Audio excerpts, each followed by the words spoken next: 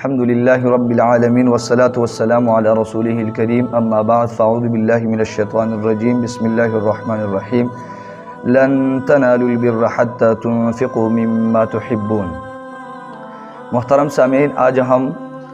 چوتھے پارے کا خلاصہ پڑھیں گے لن تنالوا البر کا۔ چوتھے پارے کا آغاز انفاق فی سبیل اللہ کے ذریعے ہو رہا ہے کہ اللہ تعالیٰ نے بیان فرمایا ہے کہ نیکی کا جو کمال درجہ ہے اس وقت تک آپ کو حاصل نہیں ہو سکتی ہے جب تک آپ ان چیزوں میں سے خرچ نہ کریں جو آپ کو پسند ہے۔ جب یہ آیت مبارکہ اللہ تعالیٰ نے نازل فرمائی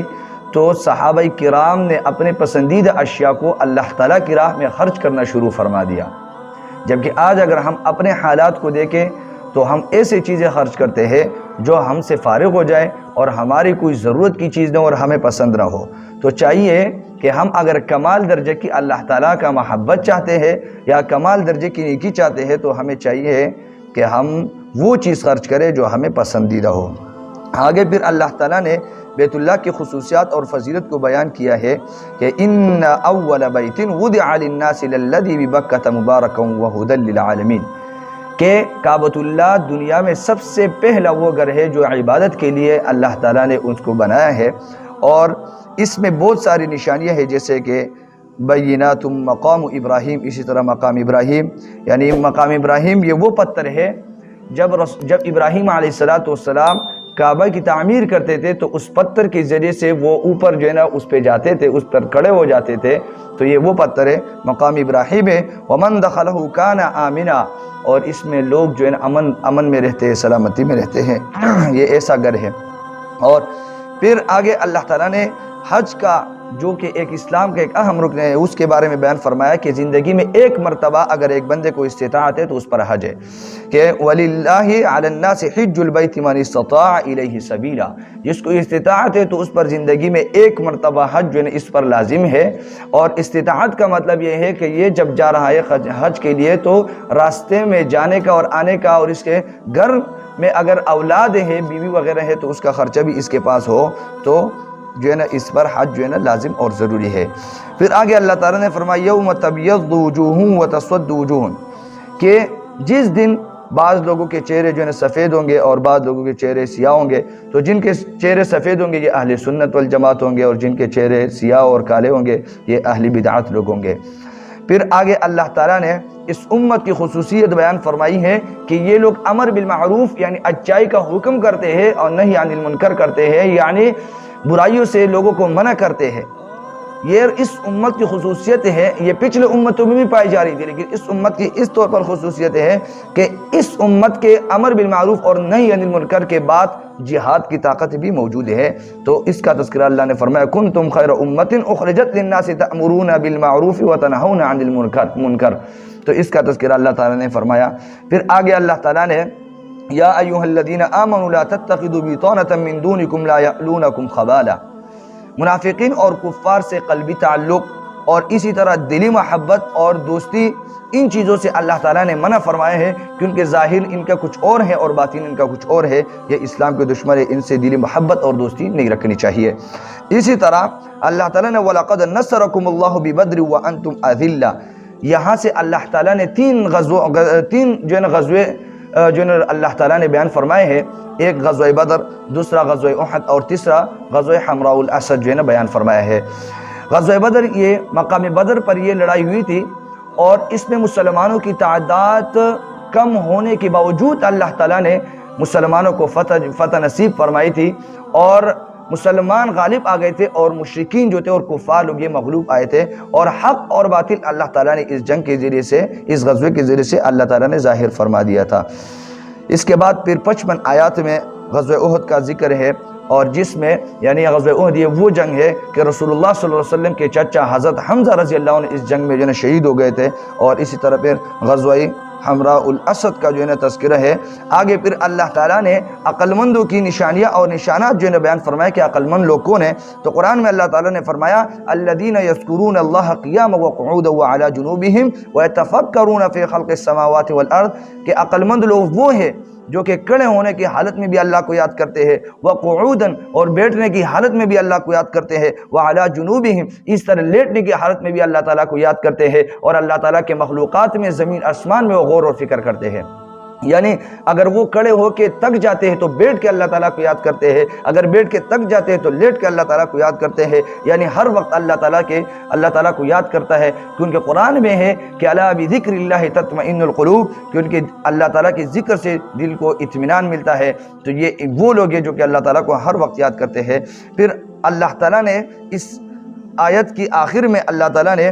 سورہ آل عمران کی آخری آیت یا ایھا الذین آمنوا اصبروا وصابروا ورابطوا واتقوا اللہ لعلکم تفلحون، اس میں اللہ تعالیٰ نے کامیابی کے 4 اصول بیان فرمائے ہیں کہ مشکلات پر صبر کرنا، اور گناہ کا تقاضا پیدا ہو جائے تو اس کو برداشت کرنا، اور نیکی پر ہمت کے ساتھ ڈٹے رہنا، اور اپنے سرحدات کی حفاظت کرنا، اور تقوی اختیار کرنا۔ تو ان چیزوں کے ذریعے سے آپ کامیاب ہو سکتے ہیں۔ تو اللہ تعالیٰ نے آخر میں کامیابی کے 4 اصول بیان فرما دیے۔ آگے پھر جو سورت شروع ہے سورۃ النساء، یہ مدنی سورت مدینہ میں نازل ہوئی ہے۔ اب اگر اس سورت پر غور کیا جائے تو اس سورت کا نام النساء ہے، اور نساء جو ہے نا عورت کو کہا جاتا ہے عربی میں۔ تو قرآن مجید نے عورت کو جتنے حقوق دیے ہیں اتنا کسی اور جو ہے نا مذہب نے اور کسی دین نے نہیں دیا ہے۔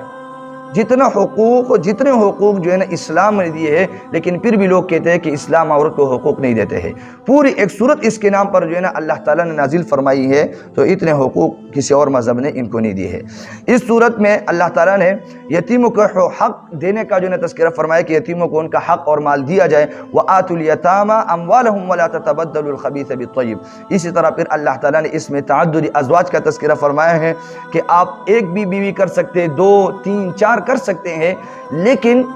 4 یعنی ایک سے زیادہ آپ تب کر سکتے ہیں جب آپ اس کے حقوق کی ادائیگی پر قادر ہو اور آپ اس کے حقوق دے سکتے ہو۔ فَانكِحُوا مَا طَابَ لَكُم مِّنَ النِّسَاءِ مَثْنَىٰ وَثُلَاثَ وَرُبَاعَ فَإِنْ خِفْتُمْ أَلَّا تَعْدِلُوا فَوَاحِدَةً۔ اگر آپ جو ہے نا اس میں عدل نہیں کر سکتے ہیں اور آپ اس میں انصاف نہیں کر سکتے، حقوق ادائیگی نہیں کر سکتے، تو پھر آپ جو ہے نا ایک جو ہے نا بیوی کرے اور ایک پر ہی اکتفا کرنی چاہیے۔ پھر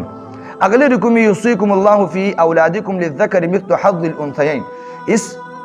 پوری رکوع میں اللہ تعالیٰ نے میراث کے مسائل ذکر فرمائے ہیں، اور اس میں اللہ تعالیٰ نے مختلف جو حصے ہیں وہ بیان فرمائے ہیں کہ جن اللہ تعالیٰ نے اولاد، ماں باپ، بیوی اور کلالہ کے حصے بیان فرمائے ہیں، لیکن وصیت کے بعد جب وصیت پورا ہو جائے اس کے بعد جن ان کو پھر یہ والے حصے ملیں گے، اور اس مسئلے کو حل کیا کہ مرد کو 2 حصے ملیں گے اور عورت کو 1 حصہ ملے گا۔ یہ دین اسلام کا ایک انصاف اور عدل والا نظام ہے، لیکن اس پر بعض لوگ اعتراض کرتے ہیں، یہ جدیدیت والے لوگ اس پر یہ اعتراض کرتے ہیں، بے دین لوگ اس پر اعتراض کرتے ہیں کہ اسلام نے عورت کو 1 جو ہے حصہ دیا اور مرد کو 2، یہ تو انصاف نہیں ہوا۔ لیکن اگر دیکھا جائے اور آنکھ کھول کر اس کو دیکھا جائے اس مسئلے کو، تو اسلام نے ایک بہترین جو ہے نا قانون جو ہے نا فراہم کیا ہے ہمیں۔ کیوں؟ وجہ اس کی ہے کہ عورت جہاں بھی ہو، اگر وہ ماں کی صورت میں تو بیٹا اس کا خرچہ جو ہے نا اٹھاتا ہے، اگر وہ بیٹی کی صورت میں ہے تو اس کا والد جو ہے نا خرچہ ادا کرتا ہے۔ اگر اس کو دیکھا جائے بیوی ہے تو بیوی کا خرچہ شوہر اٹھاتا ہے۔ لیکن آج لوگ اسلام پر الزام لگاتے ہیں کہ اسلام جو ہے انصاف کا مذہب نہیں ہے۔ تو جتنا امن والا اور انصاف اور عدل والا مذہب اسلام ہے، اسلام جو مذہب ہے، اس طرح دوسرا کوئی مذہب دنیا میں نہیں ہے۔ اگر آپ ان ہندو کے جو ہے نا مذہب کو دیکھیں، جو ہے نا ایک میں طارق مسعود صاحب کے کلپ کو سن رہا تھا، خود انہوں نے جو ہے اس میں یہ بیان فرمایا تھا کہ ایک ہندو کی جو ہے نا کال آئی میرے پاس، ایک ہندو لڑکی کی، انہوں نے یہ بتا دیا کہ اسلام پر تو لوگ اعتراض کرتے ہیں کہ عورت کو حصہ 1 ہے اور مرد کو 2، لیکن اور جو مذاہب ہے اور ہندوازم وغیرہ ہے اس میں تو عورت کو حصہ دیا ہی نہیں جاتا ہے، تو وہ تو دیتے ہی نہیں ہے، ہم تو پھر بھی 1 حصہ دیتے ہیں۔ تو اتنا جو ہے نا مذہب جو ہے نا ہمارا جو ہے نا امن والا اور انصاف اور عادل والا ہے۔ تو اللہ تعالیٰ نے پھر اس رکوع میں میراث کے جو ہے نا وہ حصے بیان فرمائے ہیں۔ آخر میں پھر اللہ تعالیٰ نے حرمت علیکم امہاتکم وبناتکم واخواتکم وعماتکم، اس آیات میں اللہ تعالیٰ نے محرمات کا تذکرہ فرمایا ہے، یعنی کن کن عورتوں کے ساتھ ہم نکاح نہیں کر سکتے ہیں، کون جو ہے نا ایسی عورتیں ہیں، کون سی عورتیں ہیں جن سے ہماری نکاح جائز نہیں ہے۔ مین جو اس کے اسباب ہوتے ہیں حرمت کے، یعنی جس کی عورت کے ساتھ ہم نکاح نہیں کر سکتے ہیں، ان کے 3 اسباب ہوتے ہیں۔ یا تو ان میں سے یہ سبب ہوتا ہے کہ نسب ہوتا ہے، یعنی ماں ہوتی ہے، بہن ہوتی ہے، بیٹی ہوتی ہے، تو نسب کا سلسلہ ہوتا ہے، اس وجہ سے حرمت ہوتی ہے۔ یا رضاعت کا مسئلہ ہوتا ہے، یعنی رضاعی ماں ہوتی ہے یا اس طرح کچھ اور رضاعی بہن ہوتی ہے، تو اس لیے ہم اس سے نکاح نہیں کر سکتے۔ اور تیسرا جو ہے مصاہرت کا جو سبب اس کا بنتا ہے حرمت کا، مصاہرت یعنی سسرالی والی رشتہ، آپ نے ایک لڑکی سے شادی کیا تو اس کی جو یعنی آپ کی جو ساس ہے اس کے ساتھ آپ نہیں کر سکتے ہیں۔ تو یہ 3 جو اسباب مین ہوتے ہیں، مین جو اصل اسباب ہے نسب، رضاعت اور مصاہرت، یہ چیزیں ہیں، ان سے حرمت آتی ہے۔ تو اللہ تعالیٰ نے جو ہے نا محرمات کا تذکرہ فرمایا کہ مائیں تم پر حرام ہے، بیٹیاں، بہنیں، پھوپھیاں، اسی طرح خالائے، بھتیجیاں، بھانجیاں، اور اسی طرح رضاعی مائیں، رضاعی بہنیں، ساس اور سوتیلی بیٹیاں، اس طرح آپ کی جو بہو وغیرہ ہے ان کے ساتھ بھی آپ نہیں کر سکتے ہیں۔ یہ مختصر خلاصہ تھا 4 پارے کا۔ وآخر دعوانا ان الحمد للہ رب العالمین۔